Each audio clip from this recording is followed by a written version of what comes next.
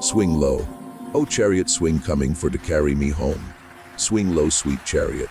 In the year 1865, the Civil War ended, and with it came the promise of emancipation for millions of enslaved men, women, and children in Georgia, particularly in cities like Atlanta. That moment was both historic and fragile. The Emancipation Proclamation and later the 13th Amendment declared freedom. But the reality was more complicated. Many black families, who had been forced to work the cotton fields around Fulton County and beyond, began walking the dusty roads, searching for lost relatives. Some carried only a small bundle of clothes. Others had nothing but the belief that freedom was finally theirs. Churches and community gatherings in Atlanta became places of hope where freed people prayed and planned new beginnings. For the first time, schools for black children appeared, often in wooden shacks with dirt floors. Former Union soldiers passing through the city witnessed the determination of men and women eager to own land and live as independent citizens. But even as joy filled the streets, whispers of resistance from former slaveholders echoed. Landowners feared losing their labor force and quickly plotted ways to keep black workers tied to the soil. Freedom had arrived, yet its foundation was fragile, standing on promises that many in power were already preparing to break.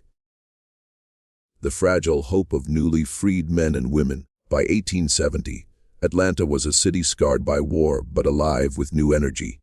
Freed men and women filled its streets, searching for family members torn from them by slave auctions years before. Some placed handwritten notes on church doors. Others traveled by foot for days, hoping to hear familiar names in distant towns. Many found temporary shelter in the ruins of burned neighborhoods, using discarded wood and canvas to build shacks. Work was scarce and wages were low, but black labor was essential in rebuilding the railroads, warehouses, and homes destroyed during General Sherman's march. Women took jobs as laundresses, seamstresses, or domestic workers, while men offered their strength in construction or returned to the fields as paid laborers, though pay was meager. Despite hardship, families gathered on Sundays in makeshift churches where pastors preached about dignity, education, and unity. Yet danger lurked close. White vigilante groups roamed the countryside, intimidating freed people who dared to assert independence. The fragile hope of the black community in Atlanta was real, but it balanced on a knife's edge. Each small step toward stability met with the heavy shadow of those determined to keep freedom under control. The rise of black codes. After emancipation, many in power across Georgia worked quickly to create a new system of control. By 1866, local lawmakers introduced what became known as the Black Codes. These were laws that on paper seemed neutral, but in practice were designed to restrict the freedom of the very people who had just been emancipated. In Atlanta and surrounding Fulton County, these codes dictated where freedmen could travel, the kinds of jobs they could accept, and even required them to carry proof of employment at all times. If a black man or woman could not produce a labor contract signed with a white employer, they were considered suspicious. This system targeted not only those seeking independence, but also families simply trying to survive outside the plantation economy. The Black Codes extended to social behavior as well, punishing gatherings or meetings seen as disruptive. In reality, these were often church services or community groups working toward literacy and self-reliance.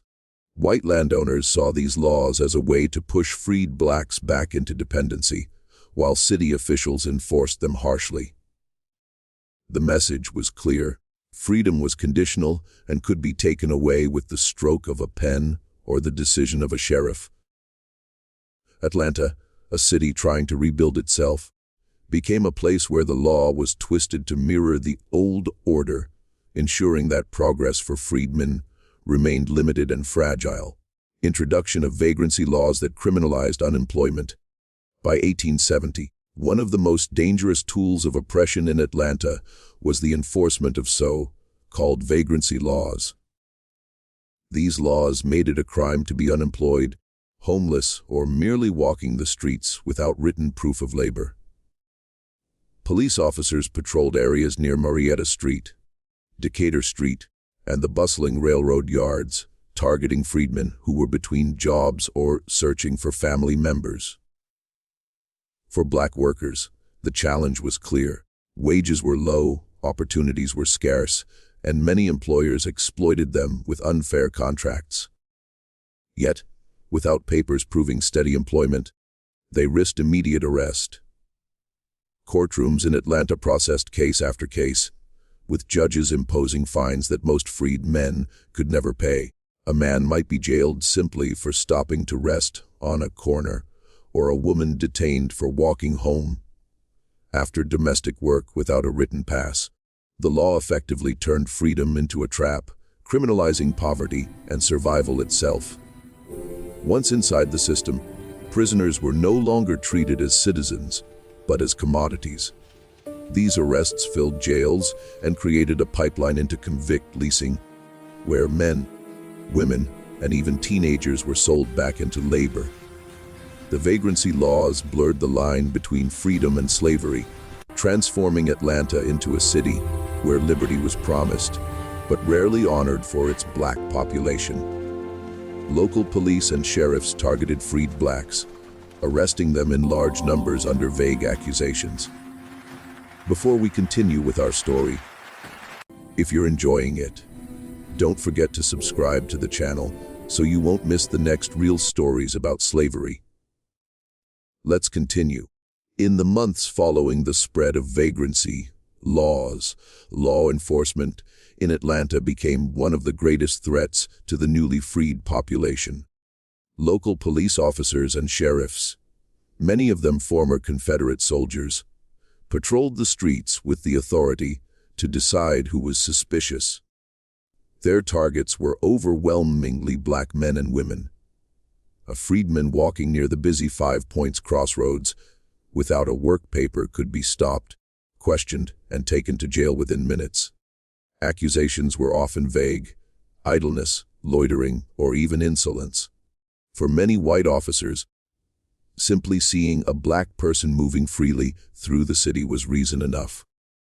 Sheriffs also received financial incentives, as every arrest created more revenue once the courts imposed fines or transferred prisoners into the convict leasing system. Families in neighborhoods near Wheat Street and Auburn Avenue lived in constant fear of raids, where fathers and sons could disappear overnight. Women were not spared either. Laundresses returning home late in the evening were accused of being disorderly and arrested on the spot. The practice spread quickly, with arrest records swelling to numbers far greater than the city's free black population could sustain. Atlanta's streets, once a symbol of post-war rebuilding, became hunting grounds where freedom was fragile and temporary. The police presence, far from protecting the vulnerable, became a daily reminder that liberty could vanish at the swing of a baton or the word of a sheriff. Courtrooms in Atlanta turned arrests into fines, which most freed men could not pay, leading to jail sentences once arrested. The journey for freed blacks in Atlanta passed inevitably through crowded courtrooms. Inside the halls near Decatur Street, justice was less about fairness and more about profit. Judges imposed fines for vagrancy, public disorder, or trespassing, often ranging from a few dollars to sums impossible for freedmen to gather. For many families, even $1 represented more than a week's wages. And without immediate payment, the sentence turned into weeks or months in jail. The court system operated as a machine designed to funnel black men and women back into captivity. Defendants stood without legal counsel, while white employers sometimes appeared, offering to cover the fine in exchange for labor contracts that tied freedmen to unpaid or underpaid work. Others had no such option and were sent directly to city or county jails, waiting for the next step of being leased out. Court clerks recorded case after case, filling dockets with names of men accused of little more than being unemployed. Mothers with children pleaded for mercy, only to be told that law was law. The courtroom, dressed in the appearance of justice, became the gateway to a new form of slavery.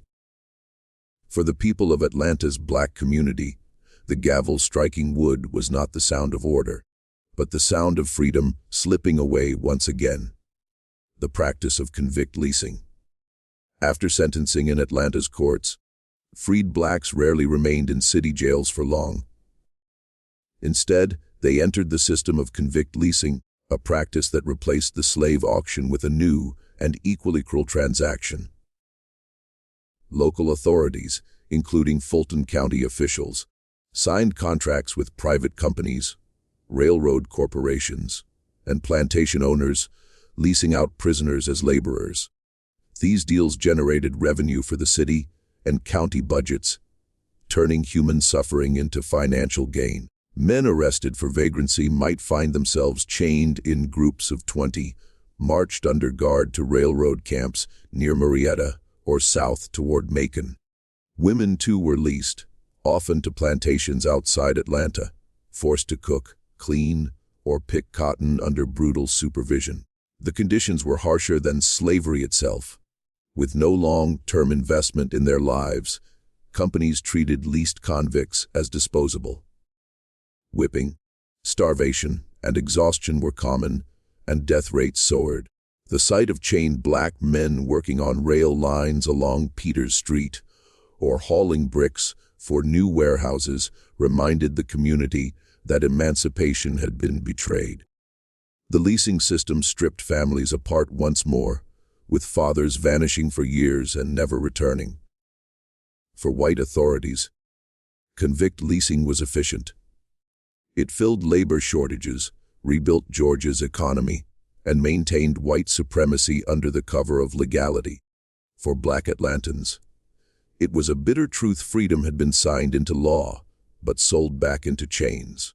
Testimonies of black men and women forced into chain gangs. The lives of those caught in the convict leasing system were marked by suffering that echoed slavery's darkest chapters. Testimonies from survivors described men shackled together in iron chains, forced to march long distances before beginning grueling labor. In Atlanta, chain gangs were a common sight near the Western and Atlantic Railroad, where prisoners laid tracks, broke stones, and hauled timber from sunrise to sunset. Guards carried whips and rifles, ensuring that no one slowed down. Food was scarce, often little more than cornbread and salted meat, and clean water was rare. Illness spread quickly in the camps, but the sick were still driven to work until they collapsed. Women leased out to nearby plantations endured not only physical labor, but also constant threats of abuse from overseers. Some were sent back into cotton fields in Henry and Dufferty counties, forced to work the same soil their families had once tilled as slaves. Survivors spoke of nights spent in wooden stockades, packed so tightly that sleep was impossible. Many never returned home. Families in Atlanta searched for sons or husbands who had been taken, only to hear whispers that they had died in the fields or along the rail lines. These testimonies revealed the continuity of bondage after emancipation, showing that the dream of freedom was often crushed beneath iron chains and endless toil. The profit system behind convict leasing.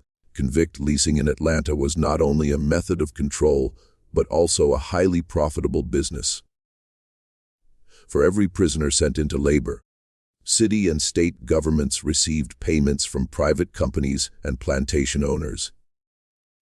The system turned arrests into revenue streams, giving police officers, judges, and county sheriffs a financial motive to keep jail cells full. Fulton County records from the 1870s show how the city treasury depended heavily on leasing contracts to fund public projects.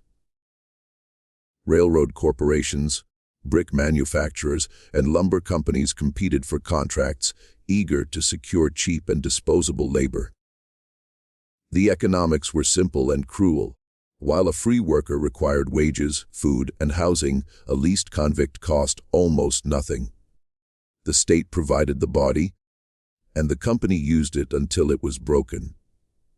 In many cases, the death of a prisoner meant nothing more than the loss of a small fee, easily replaced by another arrest the following week. This profit-driven system blurred the line between government and business, creating an alliance that thrived on human suffering. For white citizens, taxes remained low while public works advanced. For Black Atlantans, every arrest threatened to strip away their fragile freedom. The entire city benefited financially from the cycle, while its Black residents paid with their bodies and their lives. Convict leasing was not hidden. It was visible in the roads being paved, the factories rising, and the plantations thriving, all built on the backs of men and women who had been promised liberty only 5 years earlier. The lasting impact on Black families in Atlanta, the consequences of convict, leasing, and vagrancy laws reached far beyond the individuals who were arrested. In Atlanta's Black neighborhoods along Auburn Avenue, Wheat Street, and the edges of Sweet Auburn, the impact was felt in broken families and constant fear.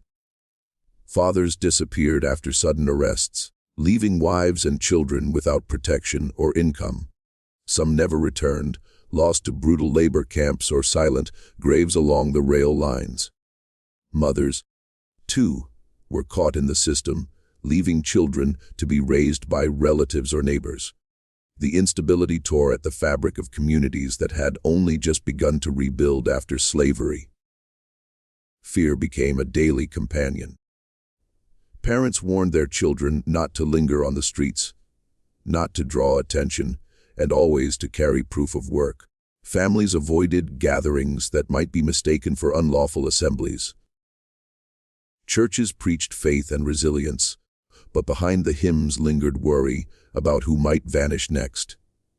The legacy of these laws ensured that freedom in Atlanta was fragile, conditional, and never complete. Instead of building generational wealth, Black families faced repeated cycles of poverty, loss, and trauma. Even those who managed to avoid arrest carried the burden of knowing that at any moment a sheriff's word or a judge's gavel could undo their lives. The promise of emancipation in 1865 had been transformed into a new reality. Slavery had not ended, but had taken on new and insidious forms, shaping generations to come.